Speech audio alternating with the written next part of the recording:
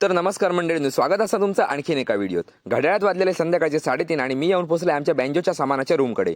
जवळपास 1 महिना झालेलो, पण आमच्या ग्रुपाक बँजोची काही ऑर्डर नाही होती। पण आज ऑर्डर असल्यामुळे सगळा सामान नीट व्यवस्थित सेट करूचा होता, कारण लगेच संध्याकाळी आमका ऑर्डरसाठी जायचा होता। सगळा सामान सेट करून घराकडे येऊन 6:30 पावणे 7च्या दरम्यान बँजोचं गेटअप रेडी केलं आणि भावाशीक माका जरा रूमकडे सोडूक सांगले। तशी भावाशीन गाडी काढल्या आणि आम्ही जाऊक सुटलो। रूमकडे येऊन बघलंय तर सगळ्यात आधी शुभम आपलो टेम्पो घेऊन अगदी वेळेत पोहोचलेलो होतो। संध्याकाळचे 7 वाजले तसे आमचे सगळे कलाकार इले आणि एक एक करून सगळा सामान टेम्पोत भरून घेतला। सगळा सामान व्यवस्थित भरून घेतल्यानंतर बरोबर 7:10 मी आणि शुभम टेम्पोतून पुढे जाऊक सुटलो। बाकी सगळे पार्टसून टू व्हीलरने येत होते। तर मंडळींनो, आज होती वेंगुर्ल्यातली धुळवट आणि ही धुळवट प्रत्येक वाडीत साजरी केली जाता आणि आमका इन्व्हाइट केलेला वेंगुर्ल्यातला नमसवाडीत।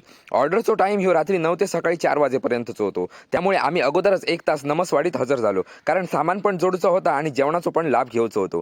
पटापट सगळा सामान उतरून सेटअप जोडूक सुरुवात केली। अशा प्रकारे सगळा सेटिंग ओके केला आणि जेवणाक गेलो। आणि मंडळींनो, तुमका सांगते, जसा वाजोक सुरू केला तसे ह्यांच्यानी आगीचे खेळ खेळाक सुरुवात केली, कारण धुळवटीच्या दिवशी खास करून या वाडीत आगीचे खेळ बघूक म्हणून लांब लांबसून लोक येतात। फायर शो संपल्यानंतर पुढचा स्टॉप होतो तो ब्राह्मण मंदिराकडे। नाचत नाचत श्रीदेव रामेश्वर मंदिराकडे जायचा होता, त्यामुळे आमचा सेटअप ब्राह्मण मंदिरासमोर लावलो आणि देवाक गाराणा घालून झाला तसं सगळ्यांनी नाचाक सुरुवात केली। त्याच्यानंतर त्यांना नाचत नाचत जायचं असल्यामुळे सगळं सेटअप ह्यो हातगाडीवर सेट केलो। परत एकदा फायर शो चालू केलो आणि ह्यांच्याने सुद्धा आमका थोडा वेळ आराम दिल्यानी आणि ढोलावर काठी मारूक घेतल्यानी। जेने आमका इन्व्हाइट केल्यान तो ह्यो अभि माझो खास फॉलोवर असा।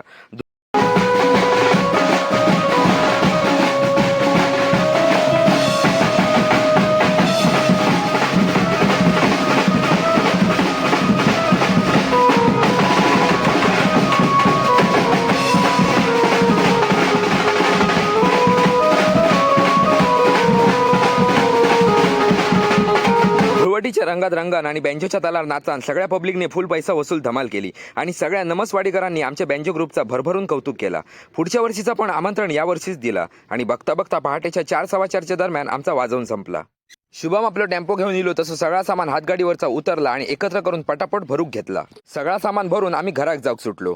शर्टांची तर आमच्या वाटच लागलेली होती। सामानाच्या रूमकडे पोहोचेपर्यंत 5:30 वाजलेले होते। मग सगळा सामान रूममध्ये ठेवला आणि आम्ही घरात गेलो। चला तर भेटताय आता मी तुमका आणखीन एका नवीन व्हिडिओत।